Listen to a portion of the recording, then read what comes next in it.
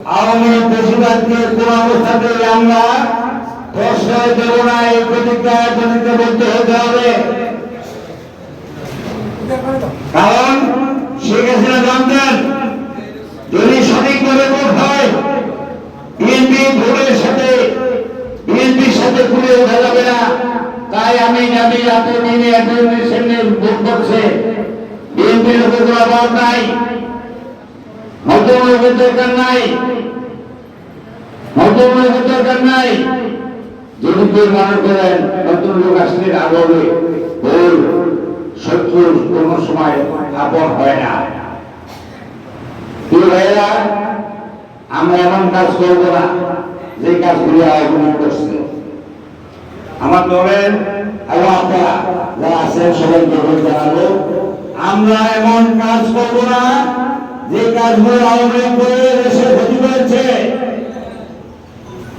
আমরা তারেক রহমানের নির্দেশনা মতো, শেখ ফরিদ আহমদ মানিক সাহেবের নির্দেশনা মতো আমরা কাজ করব। একটা সুন্দর বাংলাদেশ, একটা সুন্দর চাঁদপুর, একটা সুন্দর চাঁদপুর এলাকা গঠন করতে চাই।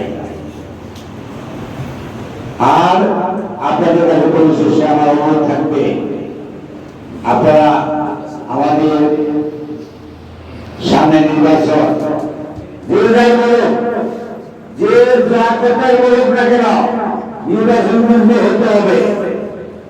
দুদিন আগার পর এই নির্বাচনে আমাদের জনগণের সচেতনমূলক ভাবে আমাদের যারা এখানে আছি, আমরা যদি আইনজনের প্রত্যেকটি ঘরে ঘরে যদি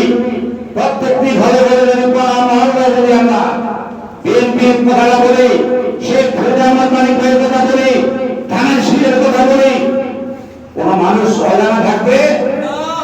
প্রতিটা মানুষের কানে ঢুকবে। আমাদের দায়িত্ব থেকে আমরা আমাদের প্রতিটা মানুষের কানে কানে মানিক ভাইয়ের কথা পৌঁছে দেব, ধানের শীষের কথা পৌঁছে দেব।